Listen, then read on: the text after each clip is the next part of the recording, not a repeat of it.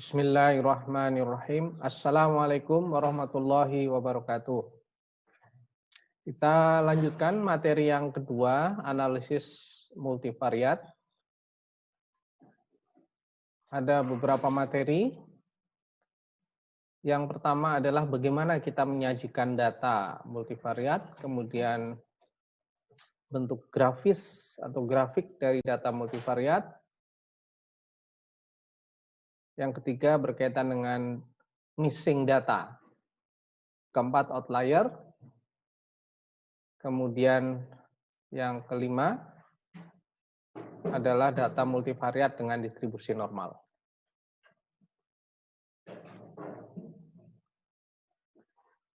Yang pertama adalah penyajian data multivariat.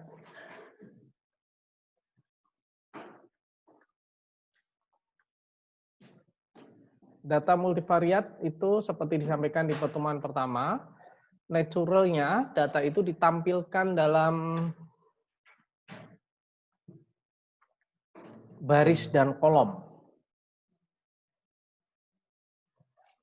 Jadi variabel biasanya dalam kolom 1 sampai P misalkan, kemudian pengamatannya atau datanya atau sampelnya ada di baris. Jadi berupa matriks seperti ini.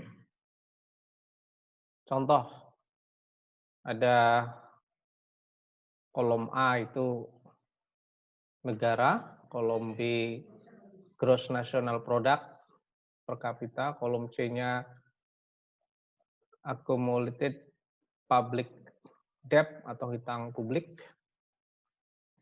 Ketiga, defisit.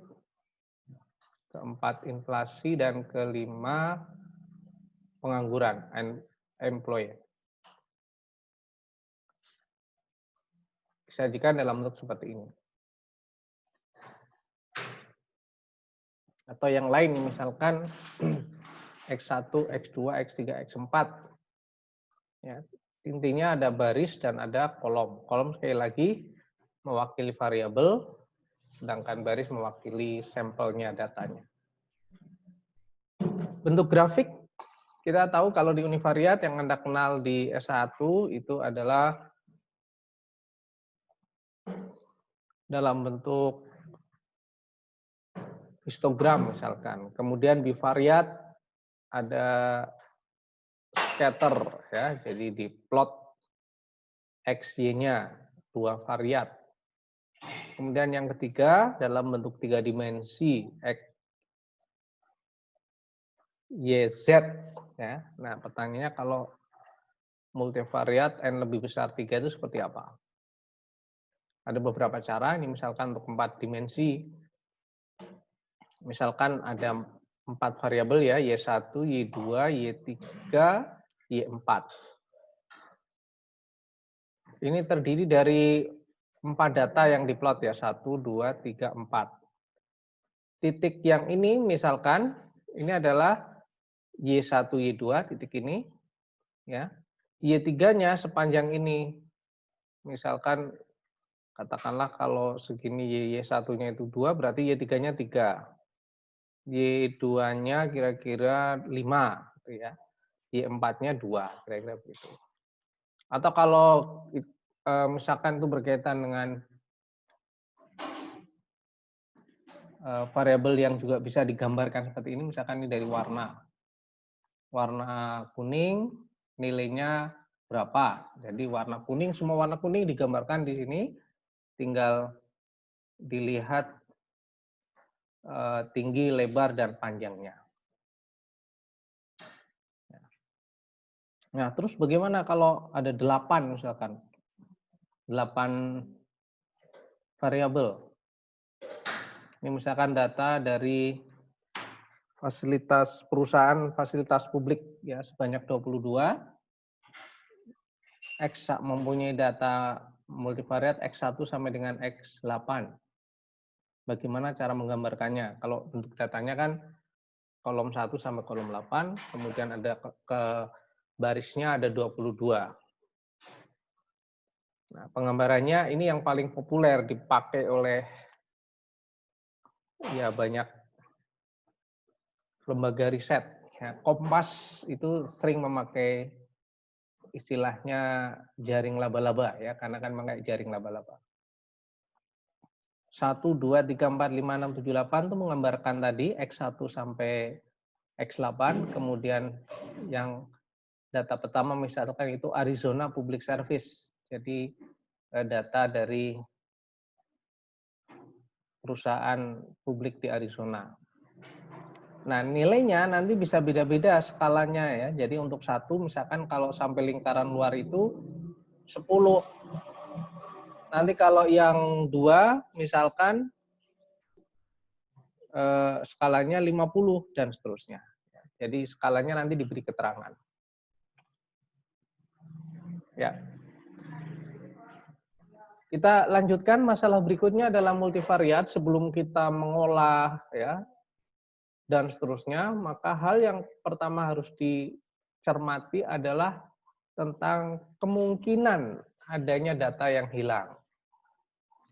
Jadi sekali lagi pada saat pengumpulan data bisa terjadi data tidak lengkap atau hilang atau missing data. Nah, hilang ini sekali lagi adalah suatu keadaan di mana beberapa nilai atribut dalam suatu kumpulan data, dataset itu kosong atau tidak ada nilainya. Missing data ini pertama kali dikenalkan oleh Orchard dan Woodward di tahun 72, jadi sudah sangat lama. Nah, ketika kita menjumpai ada data kita yang tidak lengkap atau hilang, ya tentu saja perlu diklarifikasi. Ada beberapa penyebab yang kemungkinan terjadi. Yang pertama, ketika mengukur misalkan peralatannya tidak berfungsi dengan baik. Ada kesalahan mekanis. Kalau itu berupa kuesioner, mungkin di beberapa pertanyaan responden menolak menjawab karena sifatnya rahasia misalkan. Bagi orang tersebut rahasia, bagi responden lain mungkin tidak. Tidak ada jawaban yang spesifik sehingga tidak mengetahui variabel yang dipermasalahkan seperti apa. Ini biasanya di kuesioner. Karena sekali lagi pemahaman responden itu kan berbeda-beda. Maka idealnya memang kalau kita mau riset berbasis kuesioner itu ya harus ditunggui kalau ada pertanyaan kita jelaskan. Di era luring seperti ini ya bisa saja kita memberikan fasilitas chatting untuk kalau ada pertanyaan berkaitan dengan kuesioner yang tidak dipahami. Ada beberapa tipe atau jenis missing data berdasarkan keacakannya. Yang pertama, missing completely at random. Tipe ini adalah tidak bergantung pada nilai seluruh variabel. Baik variabel yang terisi maupun variabel yang mengandung missing data. Kemudian yang kedua, missing at random. Bergantung pada variabel yang terisi atau diketahui, namun tidak bergantung pada variabel yang mengandung missing data itu sendiri. Dan yang terakhir, not missing at random. Tipe ini bergantung pada variabel itu sendiri, ya, sehingga tidak dapat diprediksi dari variabel yang lain.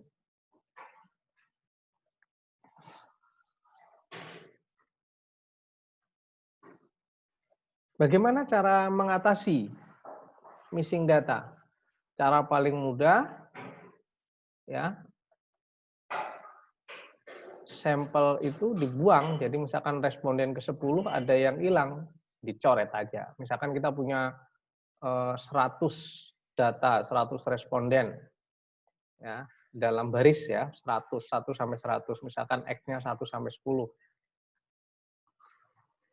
Nah, responden 100 ini, responden misalkan 15, itu pertanyaan ke-9 nggak jawab misalkan. Ya udah, kita coret aja data ke-9, beres. Yang kedua adalah dengan estimasi parameter. Nanti ada contoh yang terkenal adalah algoritma ekspektasi maksimasi atau IM algorithm. Kemudian yang ketiga, metode imputasi. Kita masuk yang metode yang kedua ya, estimasi parameter. Ini contohnya dengan algoritma ekspektasi maksimasi. Konsep dari algoritma IM ini merupakan teknik iteratif untuk menghitung estimasi kemungkinan maksimum atau maksimum likelihood estimation untuk data yang hilang atau tidak lengkap. Ide dasar algoritma IM ini adalah, atau EM ya, EM gitu ya, adalah mewakili vektor data yang diamati.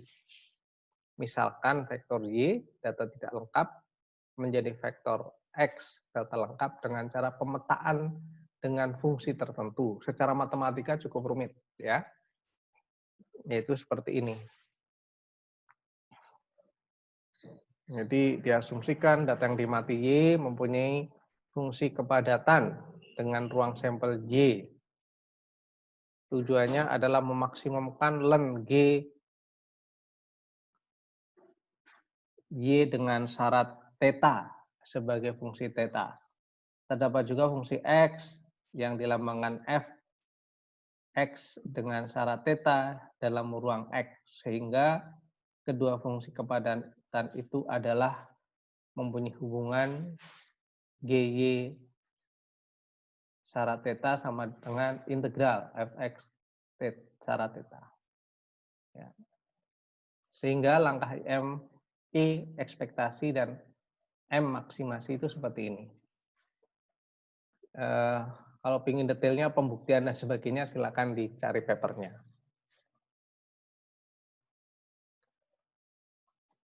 Ini contoh menggunakan metode ekspektasi maksimasi dikerjakan dengan SPSS. Ini yang disebut data kosong tadi ya.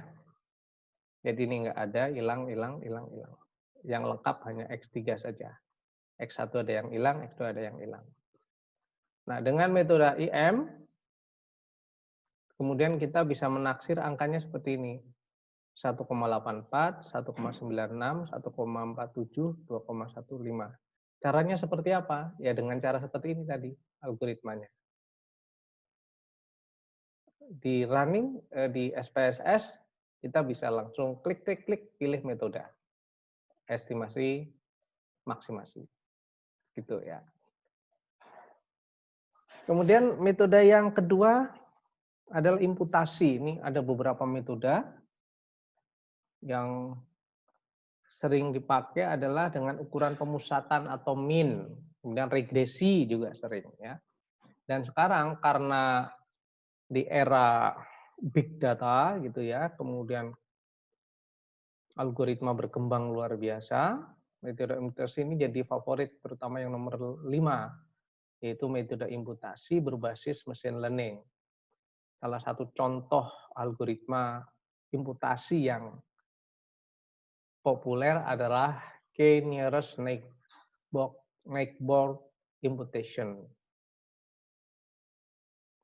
Nah, ini sekali lagi salah satu metode yang terkenal ya. Yang dilakukan dalam algoritma ini menggunakan konsep jarak seperti yang saya sebutkan di kuliah sebelumnya ya. Jadi ada konsep jarak sangat penting dalam multivariate analysis. Jarak yang sering dipakai sekali lagi jarak Mahalanobis.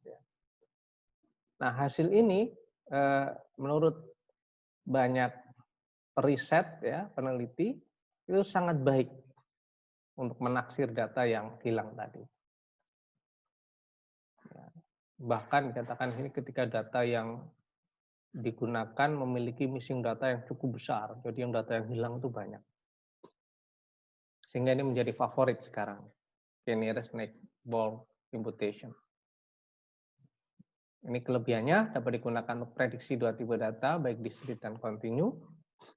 Kemudian tidak membutuhkan model prediksi. Jadi kalau tipe-tipe machine learning kan tidak perlu ada model atau distribusi tertentu ya. Kekurangannya menggunakan semua data proses lama. Tapi sekarang dengan kemampuan komputasi yang sangat tinggi ya, prosesor yang baik, saya kira waktu ini sekarang sudah tidak menjadi masalah. Ini algoritmanya. Kalau ini silakan nanti coba dicermati ya, karena membaca algoritma itu tanpa kita melakukan itu malah bingung ya, karena algoritma itu memang bukan untuk dibayangkan. Ya, tapi kita buat codingnya, kita cermati, kita running, baru kita bisa merasakan. Jadi mulai 1, 2, 3, 4, 5, 6 ya, dengan urut-urutan seperti itu ya. Nanti coba dicermati kalau cari papernya ya. Ini misalkan ada contoh aplikasinya. Silakan nanti dicari ya. A study of K-nearest network as an imputation method. Atau yang ini juga ada lagi di Python ya, kalau yang hobi coding di Python juga ada missing value imputation in Python using KNN, K-nearest network. Silakan dicermati ya. Kalau perlu nanti kalau berminat ya, karena tidak semua orang kan punya passion di coding ya. Ketika ada tugas berkaitan dengan missing data, Anda boleh mengerjakan dengan R statistik misalkan atau Python. Walaupun standarnya pakai SPSS ya. Tentu saja kalau Anda mengerjakan dengan sesuatu yang lebih susah, maksudnya lebih susah itu lebih ada usaha ya untuk lebih banyak tahu, ya ribetnya pasti ada lah. Oke, topik berikutnya adalah analisis outlier. Apa itu outlier? Outlier adalah dataset yang dianggap memiliki sifat yang berbeda dibandingkan dengan kebanyakan data lainnya. Jadi sebelum saya lanjutkan ya, dua topik utama data sebelum diapa-apakan, ya sebelum diolah, sebelum ditampilkan, sebelum di macam-macam, itu udah dua pertanyaan dasar. Bagaimana dengan data yang hilang, missing data, dan bagaimana cara mengatasinya? Ini yang kedua, topik yang kedua. Bagaimana kalau ada data anomali atau data outlier, yaitu data yang memiliki sifat berbeda dengan kebanyakan data dari yang kita kumpulkan. Wah, nah ini kegunaan outlier ini luar biasa ya. Banyak digunakan dalam aplikasi. Analisis outlier ini disebut juga sebagai analisis anomali atau deteksi anomali atau deteksi deviasi.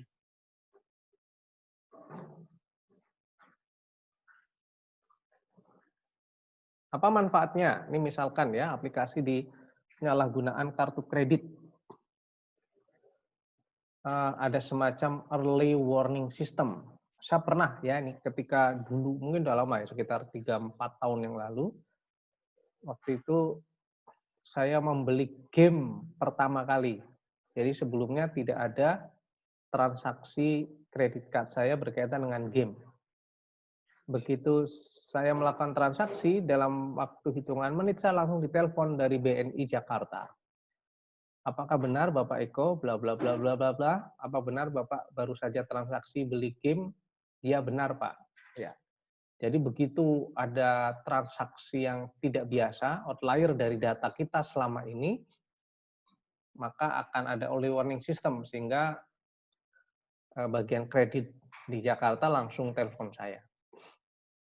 Tahu saya bank memang untuk masalah kredit card itu masih terpusat ya di Jakarta. Tapi setelah itu saya beli game berkali-kali ya nggak pernah ditelepon lagi karena udah pernah dikonfirmasi, oh ya memang itu bukan outlier lagi, tapi awalnya outlier. Kemudian juga kita bisa lihat dari segmentasi data pelanggan.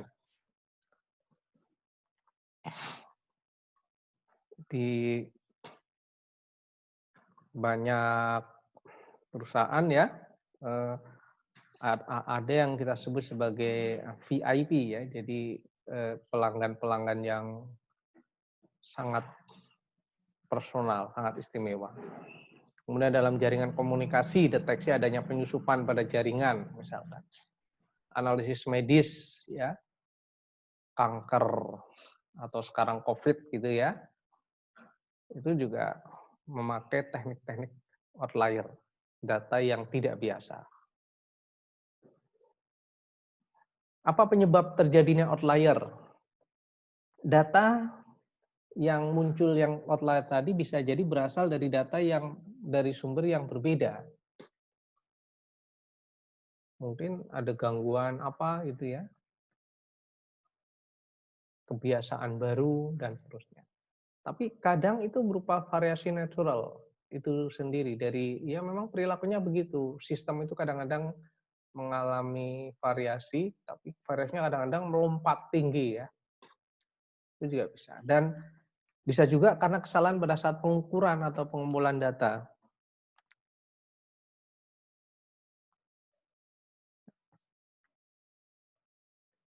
Kemudian bagaimana cara menganalisisnya sebuah data itu dikatakan outlier atau bukan? Maka yang harus kita lakukan adalah kita bangun profil data normal. Jadi kalau data normal itu seperti apa? Ya, nah gunakan profil data ini untuk mendeteksi anomali atau outlier ya. Idenya tadi ya, jadi kita bangun normal normal itu tidak harus berdistribusi normal ya, tidak harus. Antrian itu distribusinya bukan normal. Antrian bank gitu ya, misalkan kok atau antrian transaksi di internet banking misalkan. Yang pertama kita buat model grafis ya. Nanti akan dijelaskan lebih lanjut. Kedua model base atau pendekatan statistik. Kemudian berbasis jarak dalam bentuk vektor. Dan yang keempat berbasis deviasi. Yang pertama metode grafis. Ini yang paling mudah kalau kita punya dua variabel ya. Atau satu variabel dulu yang sini. Satu variabel yang atas ini. Ini ada median, ada upper quartile, ada lower quartile, ada lower extreme, ada upper extreme. Ketika ada data yang keluar dari lower dan upper extreme, maka kita sebut sebagai data outlier. Kemudian ini misalkan, ada X1, X2, atau Y dan X. Kita gambar, kita buat regresi sederhana, kok ada data yang keluar jauh dari scatter ini dan ini gitu ya. Oh, berarti ini outlier. Demikian juga di 3 dimensi. Ketika dia datanya terpencar dari sekumpulan data yang umum, ya, yang normal tadi, maka kita identifikasi sebagai outlier. Kelebihannya, kelemahan dulu ya, kelebihan nanti ya. Kelemahan dulu, bergantung pada peneliti. Ya, karena hanya mengandalkan visual grafis. Kemudian dibutuhkan seorang yang ahli dan berpengalaman. Kayak tadi ya, misalkan scatter. Kalau nggak jarak itu kan tergantung skala ya. Kalau tadi skalanya diperkecil ya kelihatan berkumpul semua ya. Tapi kalau diperbesar semakin jauh. Nah ini kemudian membutuhkan waktu yang lama untuk memutuskan. Jadi lebih ke feeling peneliti. Kelebihannya ya mudah saja, visual mudah dilihat. Kemudian yang metode kedua adalah pendekatan statistik menggunakan alat-alat statistik. Syaratnya, asumsinya, fungsi distribusi data diketahui. Ya, jadi kalau kita mau menguji distribusi data yang nggak diketahui ya pasti akan ada bias ya hasil keputusan. Jadi sebelum kita memakai pendekatan statistik ya kita harus menguji dulu distribusi datanya seperti apa. Tidak semua data sekali lagi berdistribusi normal ya. Kemudian kita juga harus mengetahui mean, median, variance, dan selang kepercayaannya yang mau kita terima berapa. Ya. Ini seperti hipotesa ya, pengujian hipotesa. Sekali lagi. Contoh ini kita menggunakan nilai kuartil dan jangkauan.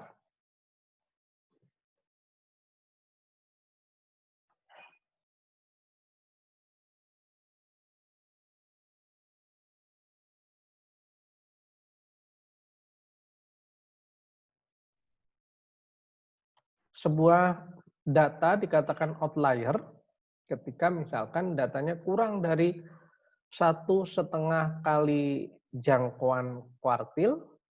Jangkauan kuartil adalah kuartil 3 dikurangi kuartil 1. Ya. Atau lebih dari 1,5 jangkauan kuartil yang 3, yang atas dan yang bawah. Ya. Seperti tadi sebenarnya kayak box plot seperti ini kira-kira. Cuma standarnya berbeda pakai jangkauan. Kalau ini kan pakai lower dan ekstrim. Ini munculnya nanti angka-angka ya. Kalau tadi kan hanya grafis. Ini kelebihan dan kelemahan. Jika fungsi distribusi data sudah diketahui, maka pendekatan statistik akan sangat efektif. Misalkan diketahui distribusinya normal. Tetapi sekali lagi sulit menemukan fungsi distribusi data kita. Kecuali kita yakin ya sebagai peneliti ini dari sekian banyak literatur data tentang antrian ya distribusi well-bull misalkan ya sudah pakai itu. Kebanyakan uji hanya cocok untuk single atribut ya padahal kita sedang ngomong multivariat analisis ya jadi nggak mungkin kalau kita menggunakan ini sulit untuk menentukan fungsi distribusi dan uji yang tepat untuk data berdimensi tinggi atau multivariat.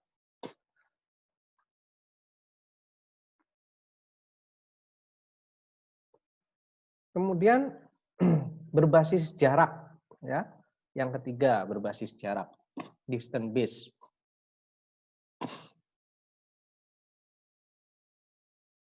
Misalkan di sini nearest neighbor base ya. Caranya kita menentukan jarak dari setiap pasang titik data. Nah, sebuah data dikatakan outlier dengan metode ini nearest base itu jika jumlah data di sana lebih sedikit dari P dalam jarak D. Atau data tersebut merupakan top n titik yang jaraknya paling jauh dari ke tetangga terdekatnya.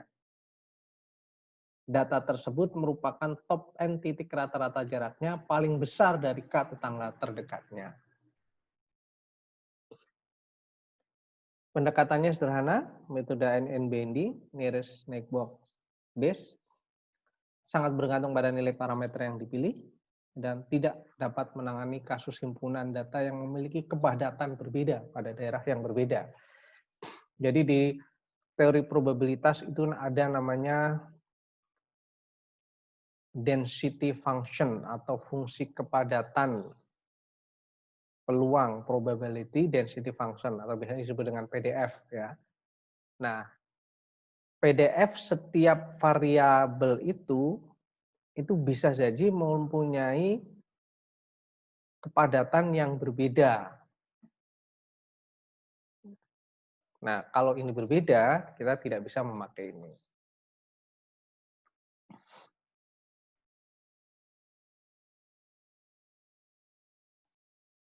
Nah,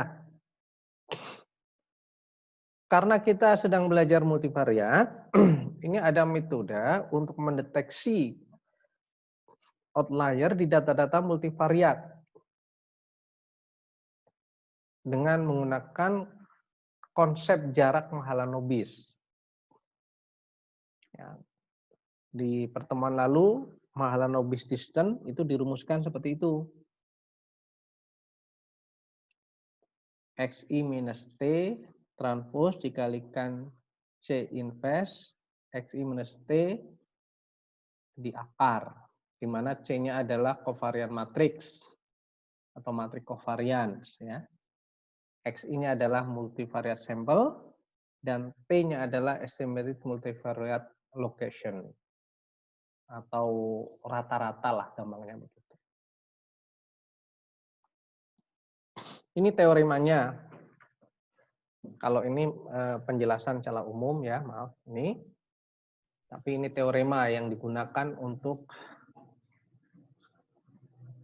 mendeteksi outlier di data multivariat. Dan ini diaplikasikan dalam software SAS, Statistical Analysis Software. Ini berbasis, dulu ketika saya S1 itu keren sekali belajar SAS itu. Jadi tahun 1988 ya, itu kan PC belum ada. Semua komputer berbasis mainframe. Dan saya mengalami masuk ya, melihat ruangan mungkin ya kalau di kita sekitar 2 kelas itu isinya komputer besar-besar, lemari-lemari besar. Kemudian di ruangan lain itu komputer berjejer semua. Nah, maksudnya monitor ya, semuanya tersambung ke mainframe. Asik, saya mengalami masa itu. Nah, software yang dipakai saat itu adalah statistik yang sangat terkenal adalah SAS. Sampai sekarang masih dipakai. Besar ya, dan berbasis lisensi. Kalau teoremanya agak sangat matematikal ya, jadi kira-kira begini. Nah, kalau algoritma tadi kita aplikasikan, misalkan ini di SAS, ini ada sekumpulan data, ini ada X1, misalkan ini kan datanya 80, 27, 89, ini artinya X1, X2, X3. 80, 27, 88, ini juga sama X1, X2, X3. Ini data ke-1 ya. Jalannya ke arah samping ya, 1, 2, 3, 4, 5, 6, dan terakhir 21 ya. Ya. Kemudian dengan perintah di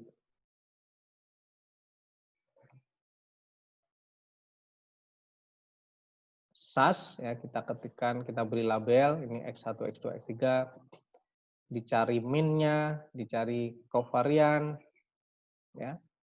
Kemudian perintahnya ini ya.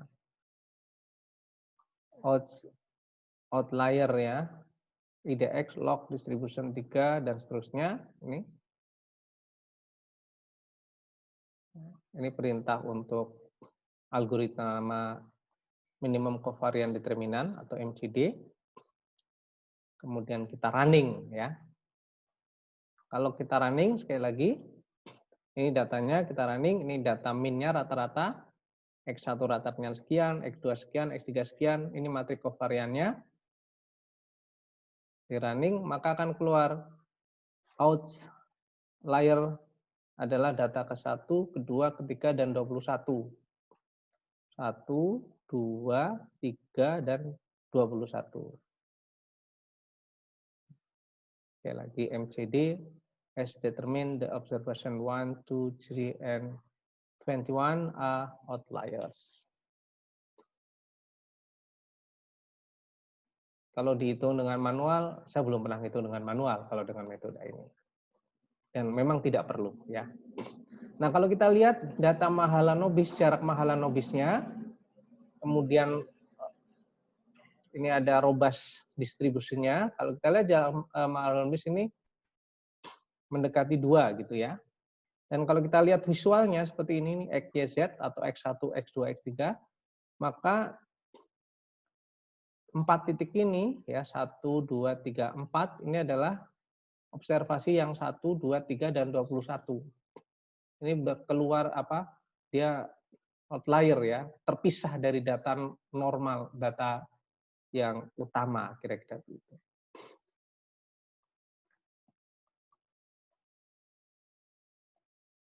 Oke, berikut topik tentang yang terakhir ya ini tentang data multivariat dengan distribusi normal.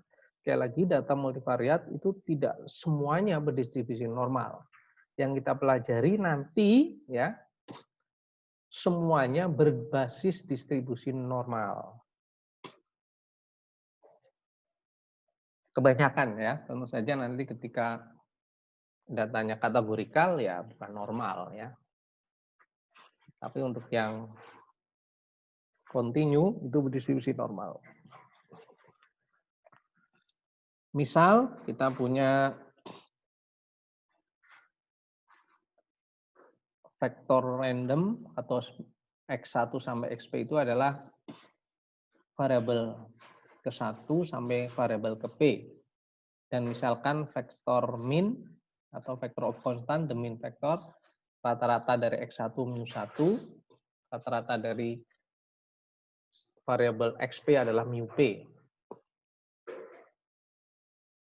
Kemudian kita hitung sebuah matriks, kovarian matriks ya, yang berukuran P kali P.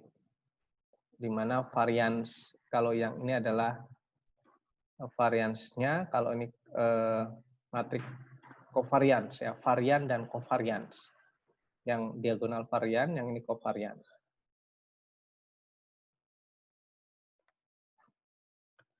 Misal joint density atau fungsi gabungan ya, kepadatan gabungan, misalkan untuk X1 sampai XP, ini di probabilitas dipelajari sekali lagi ya, joint density. Jadi kalau nanti bingung apa itu joint density dan sebagainya, dibuka lagi. Saya sarankan ada 2 buku utama yang saya pakai juga untuk mengajar S1, yaitu Walpole dan Montgomery. Cari saja ya, statistik Walpole dan Montgomery. 2 buku itu bagus, saling melengkapi. Nah, kalau di normal kan hanya yang univariat kan hanya fx saja, kita tahu ya fungsinya. Nah, kalau di multivariat itu menjadi seperti ini. Jadi perkalian matriks ya. E pangkat perkalian matriks. Yang bawah juga ini perkalian matriks. Nah, cara penulisannya ketika X itu misalkan X univariat ya, adalah N mu sigma, kalau ini ditulis menjadi seperti ini. Jadi sudah multivariat ya. Terdiri dari X1, Xn, dikatakan mempunyai P variat normal distribution dengan mean vector mu dan covariant matrix sigma, kita tulis seperti ini. Tadi ini masalah penulisan delta multivariat dengan distribusi normal. Penampakannya kalau bivariat itu seperti ini. Kalau univariat ya yang satu aja itu ya, yang di sisi sana. Kalau yang bivariat yang tengah itu. Jadi gabungan antara Px1 dan probabilitas X1 dan probabilitas X2. Nah, kalau trivariat itu di setiap titik, misalkan nih X1, X2, X3, itu ada vektornya. Ya. Jadi seperti ini. Kalau lebih ya susah ya, karena kemampuan kita manusia menggambar itu sekarang hanya pada 3 dimensi. Karena ruangan kita kan sebenarnya prinsipnya hanya 3 dimensi ya. Ketika ditambah waktu 4 dimensi. Ya nanti ditambah bau jadi 5 dimensi.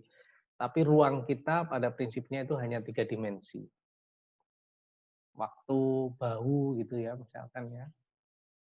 Atau temperatur, tekanan, nah itu sudah menjadi berapa?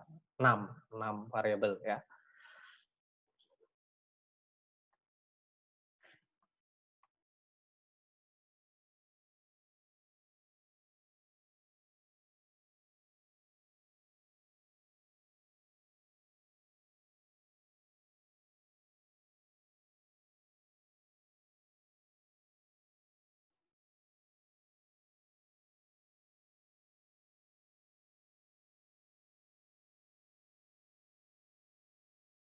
Ya.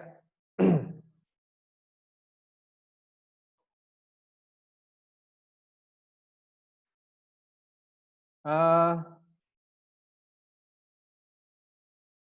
Berikutnya bagaimana kalau tadi kan sudah diketahui distribusi normal, teorinya. Nah, kita kan ingin menguji ya, kalau di data univariat ya kita ingin uji normalitas datanya. Sama di multivariat, karena sekali lagi saya sampaikan tadi, untuk multivariat analisis ini mayoritas berbasis distribusi normal kalau datanya kontinu, ya.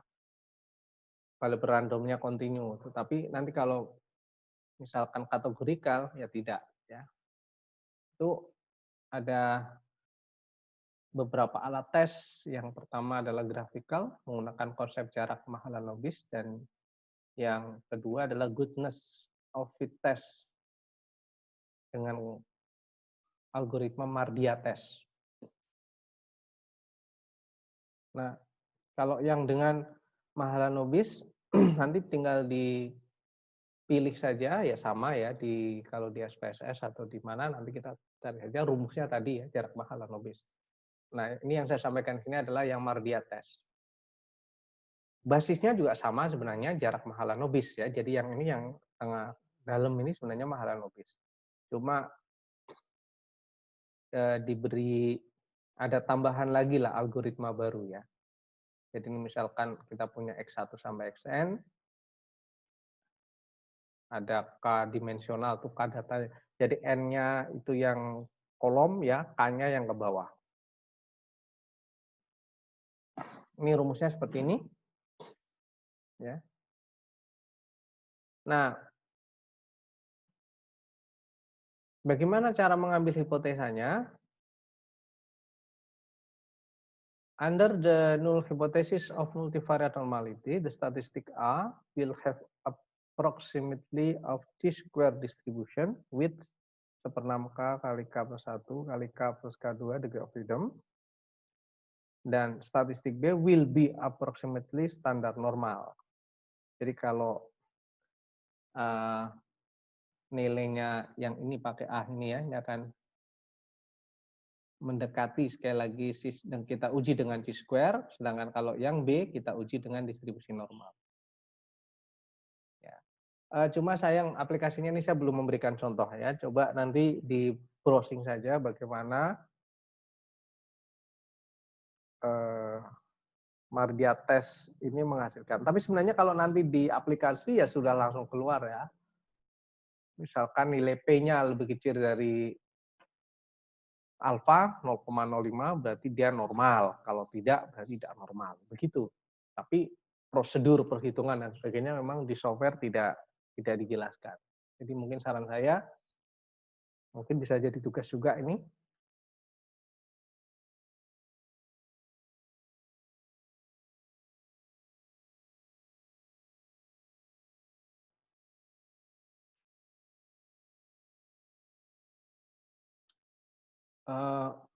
Mencari contoh bagaimana menguji multivariate data dengan Mardia test. Ya, ini materi terakhir kita pada hari ini. Insya Allah pekan depan kita masuk ke metode analisis multivariat yang pertama, yaitu MANOVA, Multivariate Analysis of Variance. Ya. Tapi nanti kita harus dahului dulu dengan ANOVA, karena basis dari MANOVA itu adalah ANOVA, Analysis of Variance. Itu yang bisa saya sampaikan di pertemuan kedua. Jika ada pertanyaan, silahkan ditanyakan di Google Classroom. Dan yang lain ikut menanggapi, ya, misalkan mempunyai bahan ajar, PowerPoint, link YouTube, link belajar yang menunjang materi tertentu, misalkan hari ini kita bicara missing data dan outlier, jangan sungkan-sungkan diberi link, dikasih komentar. Ya, jadi kita belajar bersama di era pandemi ini. Saya hanya men-trigger aja, memancing supaya kita memahami ya analisis multivariat. Demikian sekali lagi yang saya sampaikan. Mohon maaf kalau ada kurangnya ya. Silakan sekali lagi di komentari untuk bahan diskusi kita. Billahi taufiq wal hidayah. Wassalamualaikum warahmatullahi wabarakatuh.